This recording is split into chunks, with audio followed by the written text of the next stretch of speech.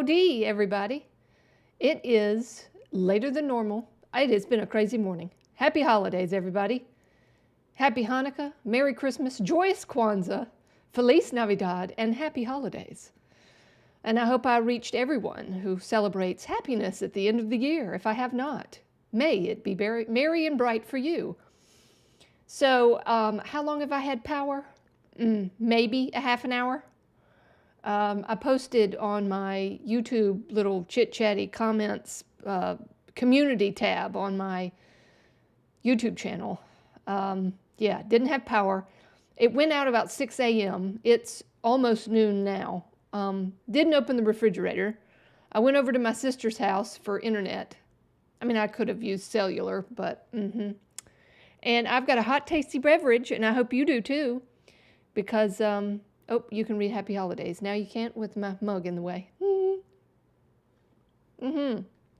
Some lovely one person is watching. Thank you very much for stopping by. I appreciate it. So here in this household, I also celebrate Merry Fishmas. Fishmas. F-S-H-M-A-S. Fishmas. Why? Because I have a Fishmas tree. It has fish on it. And this is my little Charlie Brown Christmas tree. And yes, those are trout. Those are trout. Let me get my circle here. Woo-woo. That's a trout. And they light up.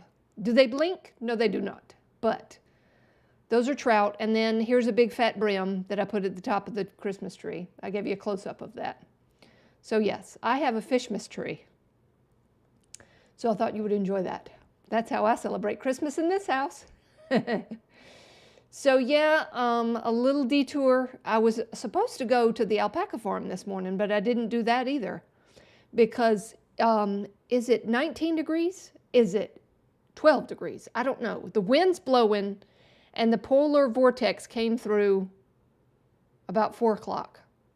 5 o'clock? Yeah. So I lost power at 6. The house didn't get any colder than 65 degrees while I was gone for that 4 hours. So, what have I got in store for you today? I don't know. And that's why I'm rambling. I mean, I do have something for you. And it takes see, last live, I told you I had a story, which never happened. But I got a story for you today. And since it's so close to Christmas, why don't I just tell you a little story, gather round, grab your hot, tasty beverage and a blanket, and let's go to story time. Because I do have something to share with you, which, you know, it may not take an hour, but we're here, so let's do this. So let's go story time. Let me turn this off. But yeah, I'll keep it on there. I was going to turn that off. Happy holidays. Keep that on. So let's tell a story. It's Christmas time. Everybody likes stories. So let's go back. When was this? This was probably circa 1981. And this little elf was probably 11 years old. Yes. And her father brought home what he thought was a child's toy. And some of you may have heard the story, but I haven't told it in great, big, huge length. So yes, gather round. Here comes the story. 1981, picture it. Close to Christmas time, probably Thanksgiving. And my dad brought home what he thought was a child's toy, but unbeknownst to him, it was a full-fledged computer. And it was a Texas Instrument TI-99A, if you really want to get technical, because us geeks are. Texas Instrument TI-99A, and it had the basic operating system on it. And it came in a box, and my father was like, oh, here's an early Christmas present. He won it in a raffle. And my father was some sort of genius when it came to winning raffles back in the day. So my dad was dearly departed father.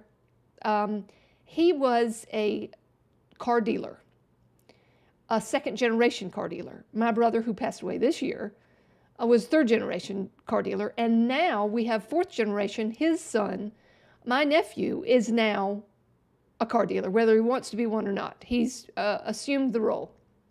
So anyway, so my dad brings home this computer, and he gives it to me. And back in the day, we plugged it up to the TV because there were no monitors. And so he helped me plug it up, and it came with a manual. And in that manual, it had, how to do 1 + 2 = 3, calculator stuff, boring stuff. And I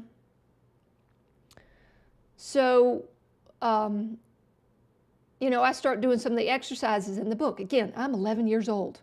And a little backstory, I was a Lego maniac and loved to take the little box of Legos, open the box, take the instructions, throw them across the room, and then pour out the pieces, prop the box up, and begin to put it together by looking at the picture on the box. That's how good I got at 11. And so, again, this computer came in a box. It had instructions, first time. So I start reading those instructions with this computer and go through some of the exercises. Text comes up on the screen, big deal, blah, blah, blah, blah. Later in the afternoon, I start flipping to the back of the box, back of the instruction manual. And in that manual, it showed an 11-year-old what the XY coordinates were. Now, this is a girl that did not know math, didn't know math, hated math because it was scary and confusing.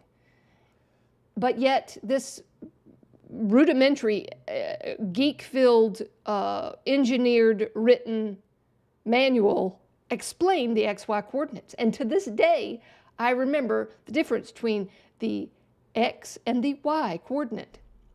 And so I start looking at this thing, and I figured out, how to put a color on the screen.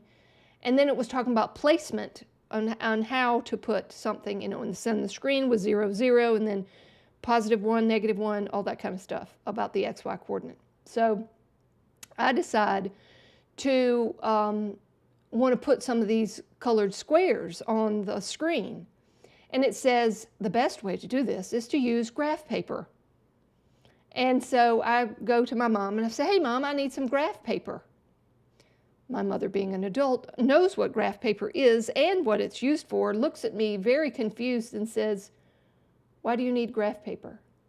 And to my joyous, childlike geek with lots of enthusiasm and joy, I said, blah, blah, blah, blah, blah. I start rattling off the XY coordinates and putting the code in and wanting to put pixels on the screen because I already had an idea to draw a Christmas tree with green dots and yellow dots for the star. And then, I didn't know this, but you could randomize the colors to make it blink randomly to make the Christmas lights. I hadn't gotten there yet, but I told her about putting the Christmas tree on the screen. And it was as if she heard the genius pop out of a child's mouth. And she said, "Okay, let's get you that graph paper." So got the graph paper, sat down, drew my little Christmas tree, figured out the dots that I needed to put on the screen. Then I flipped back and saw how you could randomize the colors. That made me excited to put the lights in there. And so that right there, boys and girls, was the story, my origin story of how I got started with a computer. So fast forward about 2 years later, and I actually got a computer for Christmas. It was maybe 82, 83 maybe. My parents realized that if I sat down by myself, I could learn just about anything with a manual. Not unlike my learning difficulties in a classroom with other kids. There's a story behind that, but we're not going there. Let's just say it has to do with the Christmas spirit. Anyway, so the first computer I got was an Apple computer. Now, my dad, being the car dealer, he went into some computer store and they sold him, "Oh, you want this for your kid? It's the best, latest, and greatest." It was an Apple IIc computer with monitor and computer with the big fat 5-inch floppy disk drive. And so yeah, that was my first computer, and I was a happy girl because that computer lived in my room on a card table in the corner. I was so excited. I couldn't have a TV in my room, but I could have a computer, and I was happy. So, the story I'm telling you is about how I made my way back to the Mac computer. So, my first computer was the Apple IIc, and I think that lasted me quite a while. And then the PC, Microsoft hit the airwaves, and so we switched to PCs in the house because, again, let's fast forward to year 2000, where everybody thought we were going to die because the computers couldn't handle zeros or 2000 or something. We were all going to die, and the computers were going to explode. And so let's move forward to that date, 2000. I think it was in the summer of 2000. And I had to sit down and really analyze, did I want to stay with Windows or did I want to switch to Mac? And I sat down and I had a really hard, very serious decision to make when it came, do I stay with Windows or do I go to Mac? And because I had dabbled back and forth through the years with Mac, because again, it was my first real computer. And so I decided, and it was a logical decision. Most geeks make logical decisions on analyzing, common sense. And I said to myself, which platform has more software developers? And unfortunately, in the year 2000, it was PC. PC was exploding. All of these computer developers and software companies were just making, all kinds of software. I mean, basically for Mac at the time, all you could use was big things like Adobe, Photoshop, and those types of applications. Outside of that, your little tiny third-party companies software companies that made, functional software that got you doing something special was not to be seen for Mac. And so I decided to move to Mac in the year, I have a brain problem. In the year 2000, I decided to move to Windows because there were just more software, companies making more software. So that lasted all of about 12 years, yes.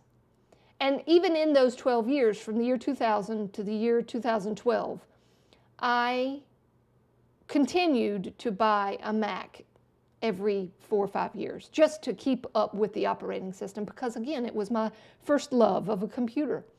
But yet, in my household, I had more Windows machines, and it was my everyday productive machine that I used in my everyday usage. So, year 2012 rolls around, Saturday morning. Picture it, Saturday morning.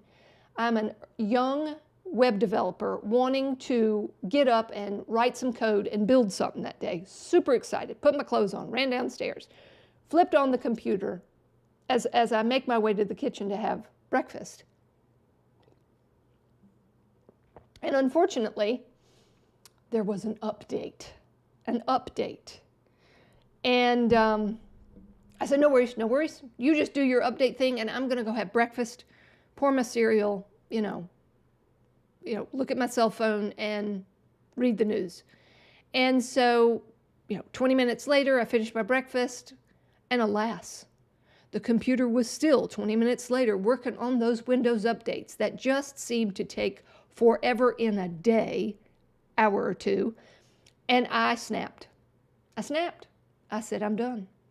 I cannot do this anymore. This non-productive, I got stuff to do, I got ideas burning my brain, and I got juices flowing, and I can't do anything because updates are still going. So I snapped. And I grabbed my keys and my purse, I got in the car, and I drove 40 minutes away to the nearest Apple store. Yes, I did. And I walked into that store. I knew exactly what to get. I was going to get a MacBook Pro. And I said, you walk in the door, and there's a lovely happiness engineer waiting for you, salesperson. How can I help you today? one MacBook Pro to go, please. And I still have it. I still have it. It's a doorstop, but it's, it kind of works. So it's a 2012 MacBook Pro. And ever since then, I've not looked back at the Windows operating system because I'm done. When it comes to those updates, nope, won't do it. But I do have a PC in this house. And the only reason I have a PC in this house is because for the past 26 years, I've been teaching older adults computer skills and providing IT support in their home. And I would say that 85 to 90% of my clients have Windows operating system. So I have to stay educated on the Windows operating system. Every operating system that changes, Windows 10, now we have Windows 11. I accidentally hit the update to Windows 11 button and it was no great big huge thing. But I will say this, if you are that's not the topic of this story. This story is basically, why did I stay with Macintosh? And if you are a developing person, web developer, or you're watching this on the replay, because unfortunately I only have just one person watching and I know who you are. Thank you very much for being here. The reason why I switched and went to Mac is because of, yes, it's expensive, but productivity-wise, and if those of you who are listening and watching to this now, and you're just like, hey, I'm hardcore Windows, have been hardcore Windows all my life, I don't want to choose to switch, well then, it's your time to say bye-bye for now. Unless you're curious, you want to listen to what I have to say about Macintosh. So I'll give you a real life example recently in the past, probably 4 or 5 months. So I would say it was early summer. I went and purchased a brand spanking new gamer, yes, because I have the need for speed, a gamer laptop, Windows laptop. I want to say it's Asus, whoever makes the Republic of Gaming, because see, I'm out of the Windows world, or the computer manufacturers who make laptops for Windows. It's the Republic of Gaming. I think it's either Asus. It's not Samsung. But at any rate, if you know what I'm talking about, then please, say in the comments. This company makes Republic of Gamers laptops. I'm rambling. So anyway, so I got this computer, very excited to get it. And of course, once you get a computer and it's been sitting on the shelf for a while, you have to do updates. So I, set the computer down, hit updates, walked away. I'm not going to sit around and watch a screen anymore. Those days are over with Windows and me. I don't hit the update button and sit around and wait for it, because that, you'll grow old doing that. So after the update, my internet connection did not work. My network Wi-Fi card just lost its brain and didn't know what to do. And I was hot. Ooh, I was hot. I was upset. And so what does all nerds do when something's broken and it doesn't work and you want to fix it by yourself, because that's what nerds do? You go searching on the internet on a forum to the manufacturer of the computer, and you look in community forums to see and try to find an answer to why this computer updating the operating system makes your network card not work. 2 hours later, probably 2.5, let's just push it to the outside, I finally found an answer. Lo and behold, I had to reboot into the safe mode, go into the BIOS, and switch something on and off or hit refresh. I don't know. Ladies and gentlemen, boys and girls, that does not happen in a Mac computer. And I'll tell you why.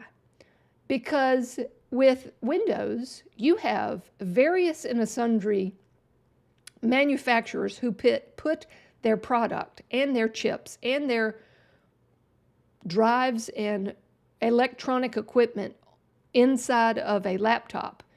It's not all made by the same manufacturer, so if one person makes an update, something else may not be ready, and poof, it's going to break. So that's one technical reason why I have left Windows, because a Windows PC is made of many companies, not just one. And so when Apple pushes out an update to their operating system, 99.99999% of the time, it's going to work because they make all of their chips, they make all of their drives, unless you've added something which voids your warranty, because if you crack that case open, they're not going to help you no more.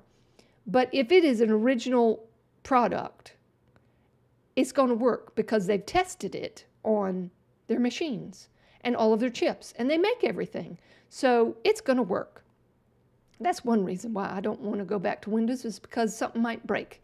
And not only did it once, but it did it at least 2 or 3 times with the laptop. Every time I'd update the operating system, I'd have to go back into the BIOS of the PC and make sure that the network card was re-registered. So that's the end of that. So that's kind of why I'm telling you this story. Because in the year 2000, had there been as many Mac software companies making software for your Mac back then, I would have stayed Mac. So, yeah, let's switch on over. I finally have something to show you on the screen. Here it is. So if you're thinking about the reason to switch, the reason for the season to switch to Macintosh, do I have an opportunity for you? I'm not a sales gal, don't plan to be, ever. But I would like to offer you something. If you've been sitting on the fence and deciding, really, Apple is kind of where it's at, and I'm a developer, or I'm wanting to be a developer, or I spend all of my days doing stuff on the computer, and there's just got to be a better way, a more productive, let me just emphasize that word, productive way to get my stuff done in a way that I don't have to waste time. Well, I have a deal for you. Yes, I do. So if you're leaning on that fence going, I just wish that I had confidence that there were software companies that would provide software for all of the tasks that I do as either a web developer, graphic designer, app developer, blah, blah, blah, blah. You name it. If your job is on the computer for more than 8 hours a day, you might want to listen up right now. So there is a thing called SetApp. And let me just share the screen with you right here. It's called SetApp. And I am a subscriber to SetApp. SetApp did not pay me to say this. I had seen it on the internet, saw somebody talk about it, and I, with my own money, purchased a subscription to SetApp. And so think about tasks, not apps. So this is a curated list of apps that help you get stuff done. And I'm going to go over some of those apps today. So if you're sitting on the fence going, I want to go to a Mac, but I really don't want to go to Mac.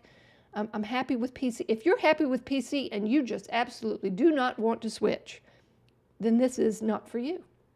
Because you're going to sit here and your geeky mouth is going to drool and you're going, oh, I wish I had that app for Windows. Oh, I wish I had that app for Windows.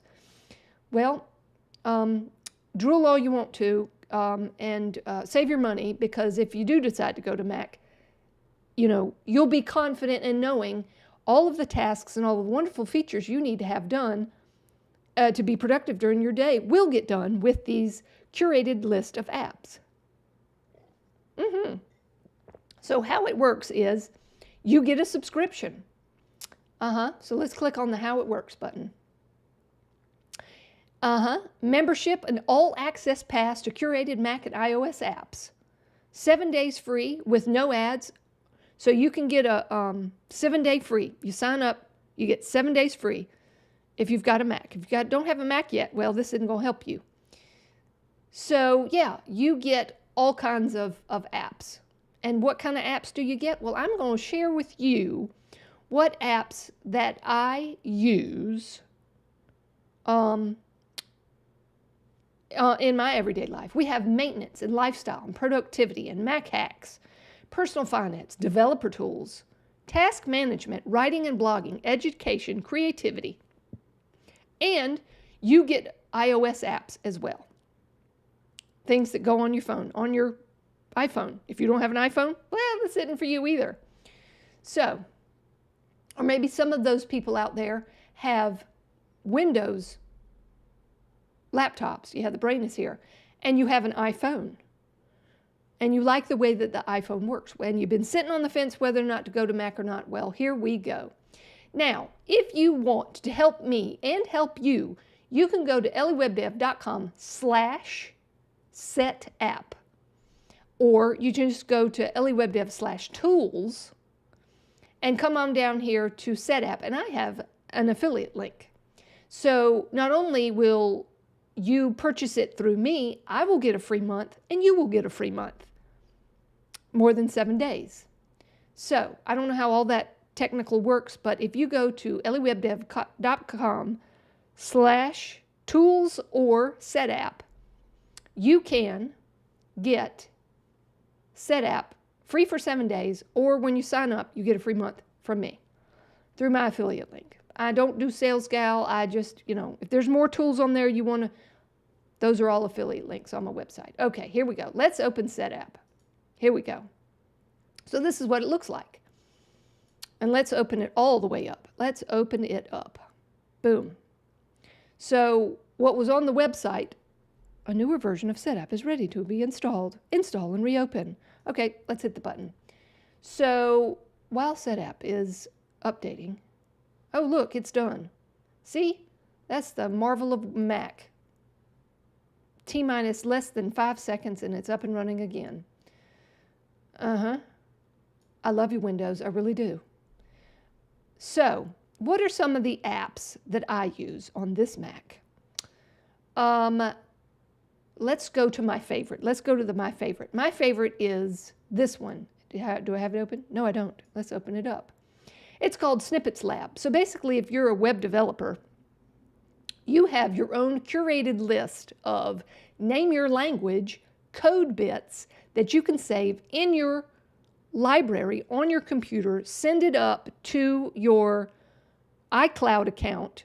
So if you have more than one computer, like me, it saves it in the cloud, and so all your snippets are on, like if you work at home and you work at work, and you work at, you do stuff at home, and you're like, oh, I found this wonderful JavaScript thing that's going to help me at work. You put that JavaScript code in there, it saves it to the cloud. When you get to work, it's going to be there. All right. So let's open up Snippets Lab and take a look at it. All right, it opened up and it's in the bar at the top. Yes, it is. So let me just move this out of the way. Oh, Snippets Lab had an update. Okay. Add image and other file attachments to snippets across. Okay, that's wonderful. Great. Custom folder icons. Great. Default language. Yep. Good. Continue. All right. So here it is. Let's open it up in its great big huge glory right here. So I have folders. I have a bunch of CSS stuff. Isn't that wonderful and lovely? I got WordPress snippets. Woo, look at that. That's all PHP and CSS. I got Elementor stuff. Look at all the Elementor snippets. A lot of it's CSS, but it's mainly towards Elementor. I've got other, some JavaScript. I don't even write JavaScript, but hey, I need a go back button. I got one for me. And then just a note to myself for transform. So yeah, all of these wonderful and lovely snippets are in my library. And so whether I'm working on this computer or the other one, I can access all of those snippets. So you can make your own code library. All right, that's great. Let's go back to setapp. What's my second favorite? Gee whiz, there's just so many. I would have to say, I'll open it up all the way. That's why I was trying to. So let's go to on this Mac. I would have to say the next favorite. Oh, there's so many that are just all up in the #1 category. I'm going to have to say Squash is my next one. And Squash basically is a image optimizer. Because, you know, if you're working with websites, at some point in time, clients are going to give you images that are way too big and in the wrong format, and you need help transferring them from one file format to another and shrinking it up. Okay, I'm missing something here. All right, here we are. Okay, let's just grab this image. Is it a PNG? No. All right, here we go. I'm going to grab this. I don't even know what it is. All right, let me find another one. Nope, not that one. Okay, we're going to grab this. It's a PNG. I just drag and drop it on the screen. There it is. Now, what can you do with this Squash? Let me pull this down so that you can see that. And let me get this out of the way because that is annoying. And let me get my handy dandy pointer. Okay, so we got the PNG here. It is 1.8 megabytes. And we can say where we want the final export to be. We can choose a place on our computer. And I'm going to say, let's go to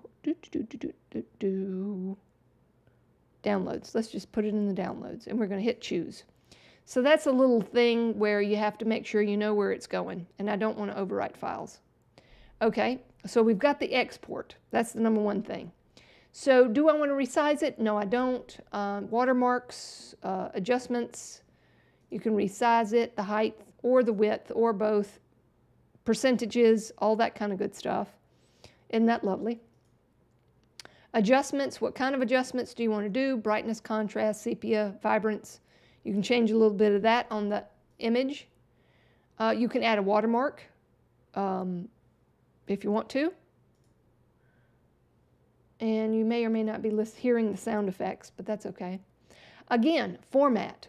We got JPEG, PNG, TIFF, WebP. Boys and girls, yes, WebP is in here. And AVF, I think that's a video format. I'm not sure, but there it is. So if we want to transpose this PNG to a JPEG, we're going to do that. Because then, here's the wonderful thing. You can add or strip out metadata, you know, GPS location, camera model. We don't need that. We're going to turn that off. We can rename the file, and you can also add suffixes, prefix, suffix, or replace the name. We're not going to do any of that. You can retain the date it was created or modified. Oh, look at all these wonderful things. More information than I need. I just need to convert it to a JPEG. But here's this wonderful thing right here, this little button right here. It allows you to look at a before and after, before and after. And after is looking a little pixelated. So our JPEG quality is down a little bit. So let's go up to 80%. Let's go 80%. Okay. It's a little fuzzy,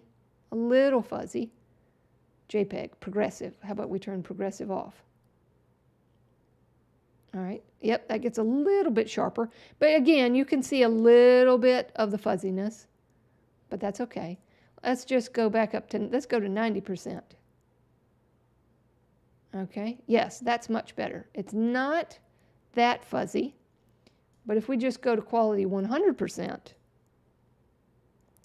it was 1.8. Here, let me get, it started at 1.8 megabytes, and now it's only down to 244 kilobytes. That's a big savings, boys and girls. Yes, it is. And we didn't lose too much quality. It's a little tiny bit on the fuzzy side. But I'm going to hit export. And it just exported that picture. So that is Squash in a nutshell.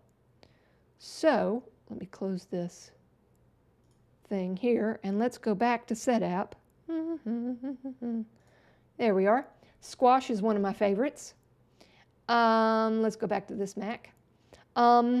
Let's see. Track your productivity per project. Time-o-mator. When I worked at, last year, beginning of the year, I worked at a web agency for 6 months, building websites. Get started with automatic time tracking to learn how you can get the most out of it. Takes a few seconds to save hours. Okay, let's go next, because they've obviously done some updates. Manually tracking. It starts all with traditional time tracking, where you can create tasks and use start pause button to track your working time. Because we all have to work for clients. We all got to track our time. You know, I love it. It really did a great job of tracking my time, working on my projects. It's obviously got rules, auto tracking. When you open an application, it starts tracking. And it has iCloud Sync. So you can work Timermator on a project on one computer and then have it on another computer, and it keeps that time going through the iCloud. Yeah, baby. Yep, you don't have to stay at home. You can take your laptop and continue to work. And API access. I don't know what that's about. That's new. And so, yeah. So that's another lovely, I don't understand. Close that. We don't need to get into this. We don't need to start it because I have it on the other computer. All right, so that is about Timermator. And 97% of people of 271 ratings right there, they like Timermator. And also within each one, hold on just a second, let's go back on this Mac and let's go back to this one. 93% of 329 ratings like Squash.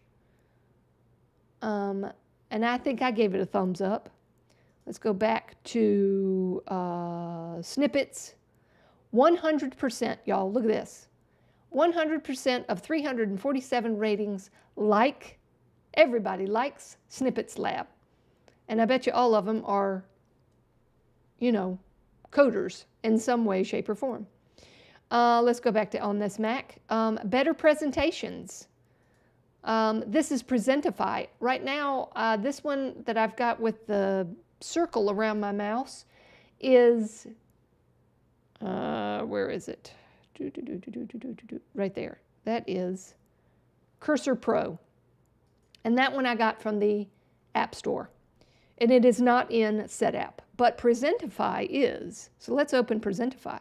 And let me show you what you can do with Presentify. So if you have some sort of presentation that you have to give, Presentify is here for you. You probably won't be able to see it because I've chopped the screen.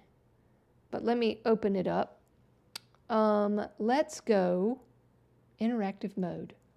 Let's go annotate screen. Okay, so I can have an arrow. Let me hit A. Oops, nope. Something's not working right. The problem is with this is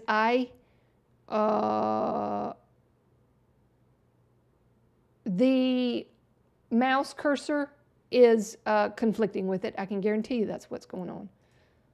Okay, that's, yeah. I don't want interactive mode. Turn that off. Annotate screen. There we go. I want an arrow. So I can put arrows on the screen. On the screen. Look, this is very, very important right here.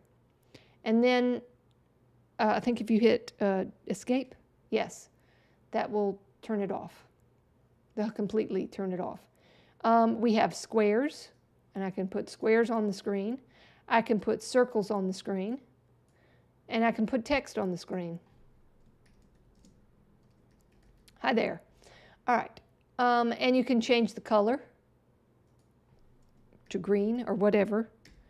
And so, yeah, that's great, wonderful, and lovely. So that, I love the arrows. And then you have freeform. Woo, wee, woo, woo, woo, woo, woo. Okay, that's freeform. So that is Presentify. And you have to, you know, it's a little pain to get the shortcuts to work with it, but it has, where's the preferences? Here's the preferences.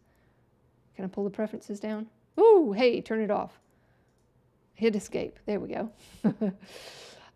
You can start the app at login, highlight cursor at app launch. You can choose your favorite colors, how, you know, whiteboard, erase. You can erase the annotations automatically and give it how many seconds you want it to erase automatically with your annotations. The cursor does have a that looks like this, but I like this one better. So you can use the cursor. You can set your own keyboard preferences. So that is Presentify. All right, what is another favorite? Let's see. This one's pretty good. I mean, I like this one, but I wish they would fix, and I keep telling them, please fix this one. This one's called Paste, and that is a wonderful and lovely thing. If you're constantly copying and pasting information, you can curate your the things you paste. So if you've got colors that you're constantly using, like basically the color is a hex code, I just copied that into my clipboard. So if I open up Text Edit and I hit paste, there's that. There is that hex code. And there are keyboard shortcuts that, let's just hit cancel. There are keyboard shortcuts. Let me get rid of this and get me back to, where is it? Paste. Oh, there's a special keyboard shortcut, and I don't remember it because I don't use it all the time unless I'm using something that's a copy and paste. Useful links. Here we go. You can categorize. So if I hit Command, let's see, clipboard history, Elementor, EleWebDev. Okay, what happened to all my stuff? I don't know. Clipboard history. You can search, hi there. So for example, that is, if I hit Command 1, I just copied that. I think I did. And I hit paste. Nope, I didn't. Well, there is a keyboard shortcut that you can access. I don't remember it. Is it Command P? Nope, that's print. At any rate, once you get to learning these plugins, apps, they are very useful. Open. Let's look at the preferences, shall we? Yes, we shall. Because I know you're like, ooh, hey, is it over here? Yes, here's the preferences over here, above my head. Preferences. Enable direct paste. Always paste in plain text. Enable link previews. Sound effects. Your history capacity, 1 month. I obviously haven't used it in a long time. You got shortcuts, so you can activate it the way you want to. Yep. And you got rules, ignore passwords and so like LastPass, this is why if you're doing browser stuff and you're using LastPass, it remembers LastPass. So even though it says ignore passwords, it won't ignore LastPass. But anyway, there it goes. So that's my little beef with it. But if you're not using passwords, hit cancel again and minimize it. There we go. Paste is another one that I love. So let's move on. I love this one. It is PullTube.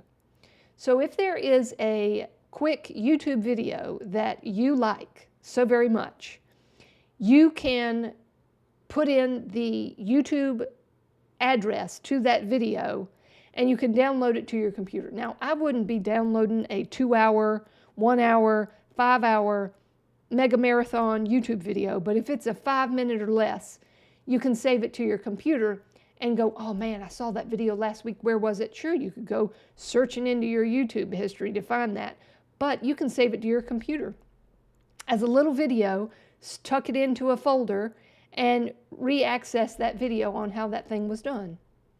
So I'm going to be using this a lot lately because I need to pull down crochet and knitting videos, because to see somebody knit and crochet is a whole lot easier. And especially if it's like a Photoshop video, multi-stepped, and you're like, oh man, I remember how to do this and I'm missing a step, download the video. So that's what I like PullTube about.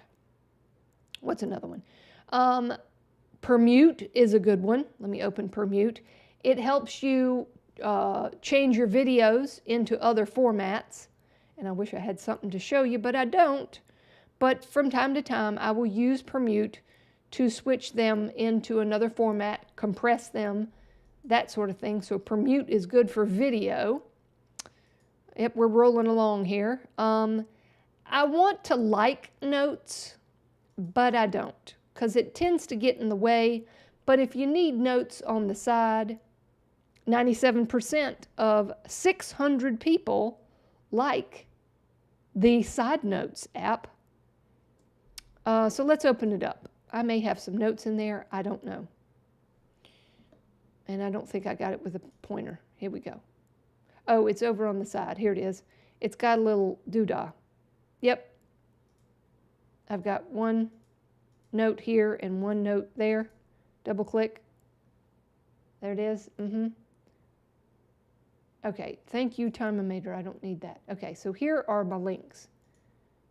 Yep, side notes. You can add notes and all that kind of thing. Show notes. Yep, there we go. All my show notes are right there. And you can assign it to different monitors, I think. I'm pretty sure you can. But yeah, if you need notes, you got them right there on the side, and you just close them up somehow, I think. Double click, make it go away. See, again, I use these apps on a need to know basis, and I can't get it to close now. I don't want to trash it. What are the preferences? How do you close it automatically? Arrange left, right, open bar, side, menu bar, left side. How do you close it? I don't know. But anyway, thank you very much for Flare On. Thanks for being here. So yeah, that's Side Notes, but I can't close them up. I forgot how. Oh, here's the little doodah right here. There it goes. It's a little tiny, almost, if you miss it, you'll definitely miss it. It's got a little button you push and it opens up to the side. So Flare On, if you're new, you're going to have to rewatch, or unless you've been here the whole time, I'm talking about SetApp. SetApp is a curated list of Macintosh apps. So if you're on the Windows operating system, this may not be for you. Let me go back here.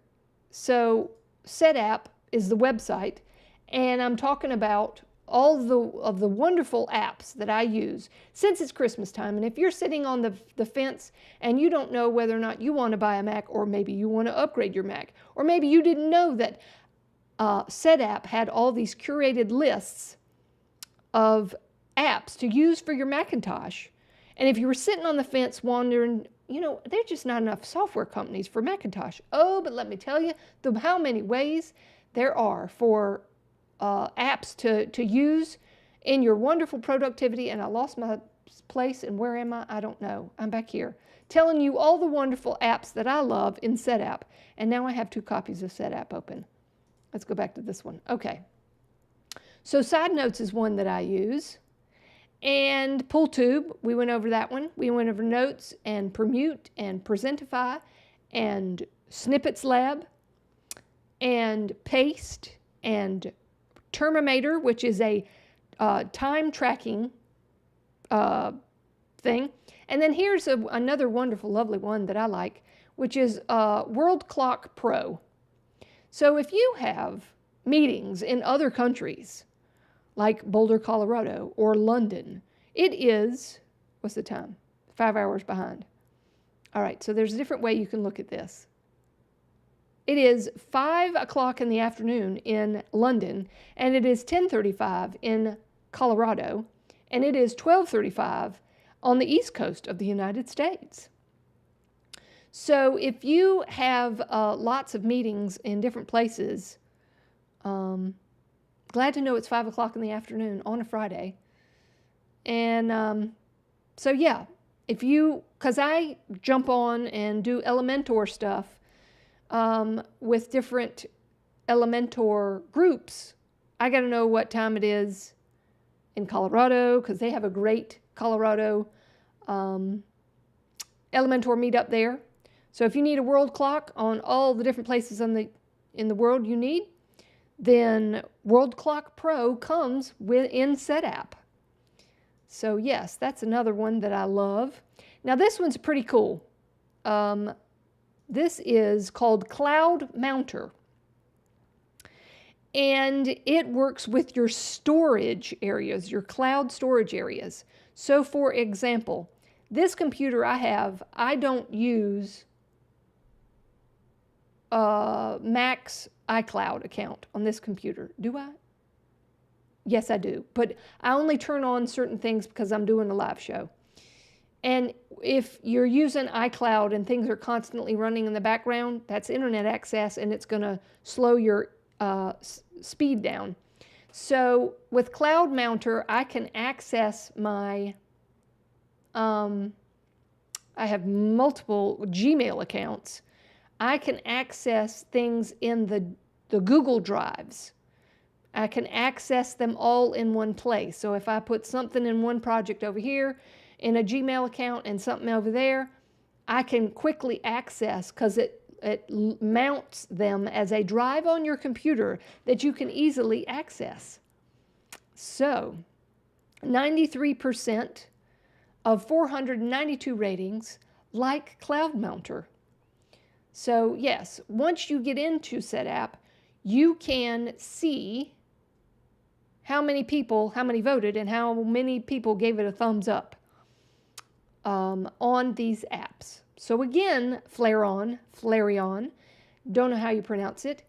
If you go to, just a little plug, if you want to save a month and give me a month, because this is the greatest thing you've ever heard since sliced bread, you can go to my website, which is EleWebDev.com/setapp, and it will take you through to my affiliate link, and you will get a month when you sign up free, extra, and I will get a month for free. So everybody gets a Christmas gift when you use my affiliate link. Oh, I wish I was a sales gal, but I just am not. I hate selling things. Ugh. So anyway, it's just a Christmas show. It's just a Christmas show. So I thought that I would share the love with all of you about SetApp. And I know a bunch of you are going to be watching the replay. So happy holidays right here. Happy holidays. And thanks of Flareon. I hope that's how you pronounce it. Flareon. But I think it sounds cooler by saying Flareon. Glad to have you here on the Christmas show. Where are you from? Flareon. I'm on the East Coast of the United States. I think you're a new subscriber because I haven't seen you in any of the other chats. It's just you and me having a Merry Christmas, Happy Holidays, EleWebDev chat. Oh, thank you. I'm kind. Well, you're kind for sitting here and watching me on the holiday edition of EleWebDev. So I'm about out of topics. Let's see. There's always, you're in Washington. Great, great. Glad to have you here. Now, is that DC or on the West Coast? Are you on the East Coast or the West Coast of Washington? Inquiring minds want to know. So let's open up Elementor and let's just talk for the next 10 minutes about Elementor. We've had some rapid fire updates from Elementor. We had a 3.9.1 and a 3.9.2 pop out here real quick. So let's see, give me chat.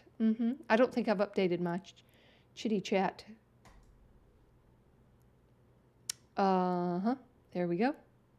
Pulling it up. Here we go. Yep, there's an update. Let's see what that update is. Oops, wrong button. Let's check the old, oh look, there's so many updates. So many updates. Version 3.9.2 had an update as of 2 days ago. So the images were not loading in the template widgets inside the editor when using lazy load background images experiment. Okay.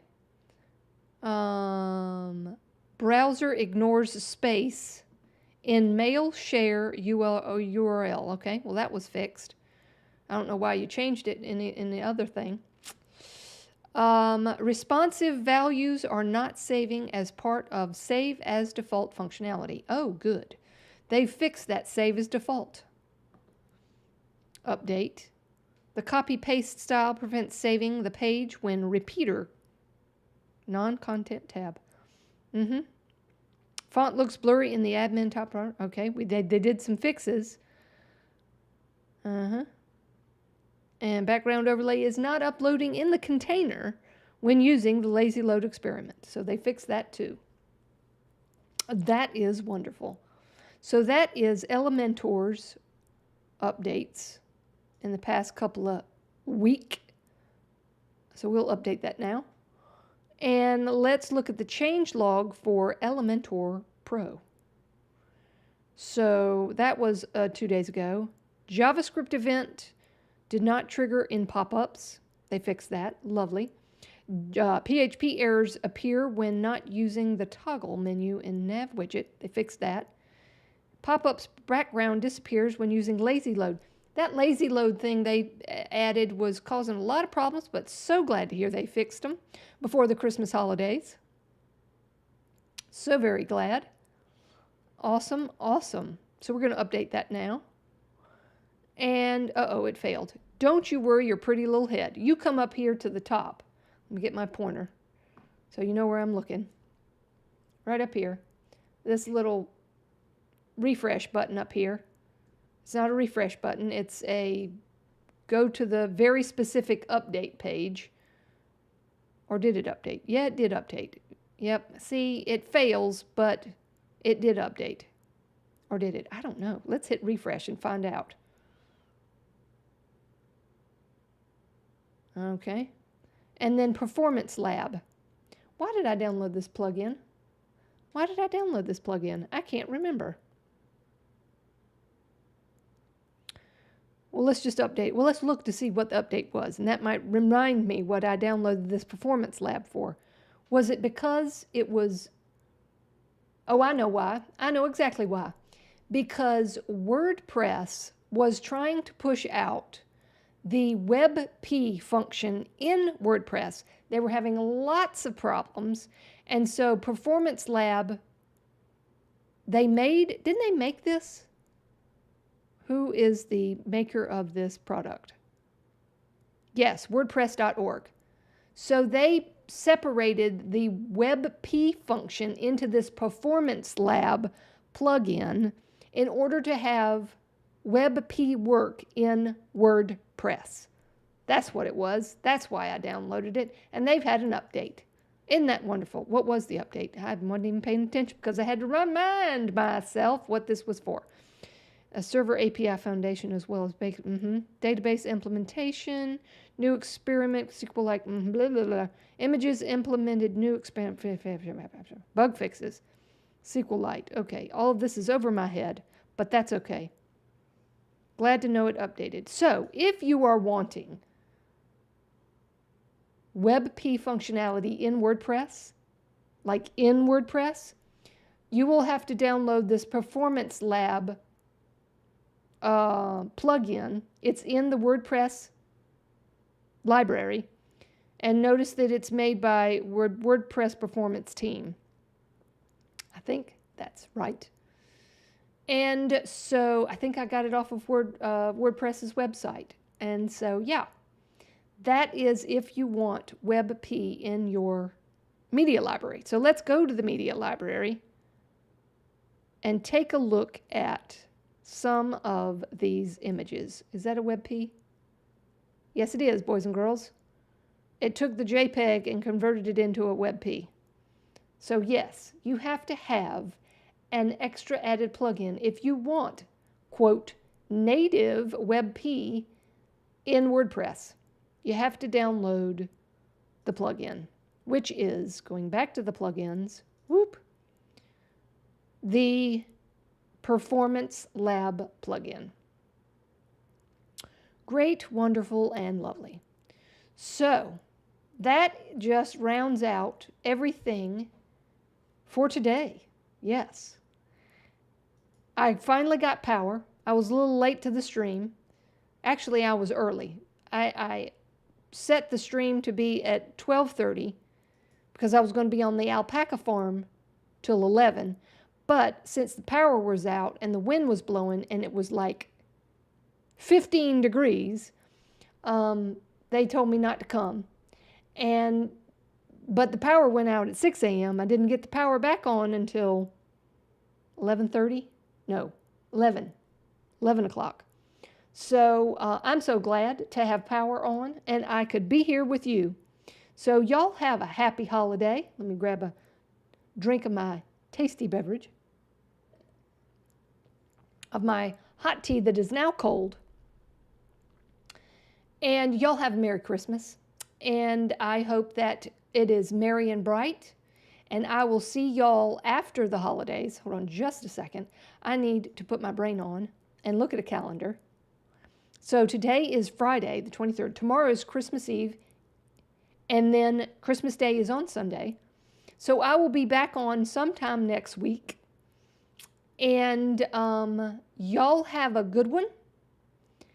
And I just had a brain donor moment because I'm looking at the calendar and my brain just went into the calendar. So yeah, how about, why don't we just schedule this for next week? Let's say the 29th. I'll put it on the calendar for myself. And that is EleWebDev is going to be online next week. Mark your calendars. Can I spell? No. EleWebDev. There it is. Tab. Nope. Okay. EleWebDev is going to be online next week at what time? Let's say I probably won't be at the farm. I hope to goodness I won't be at the farm because it's still going to be cold next week. Let's go for 11 o'clock. O'clock. So mark your calendars. Next week on the 29th, well, I'll be live again. And to see you then. Thank you very much, Mark. Merry Christmas. Hope yours is merry and bright. So y'all have a good one. And Merry Christmas. If I can hit the button. Because I got a shoe on.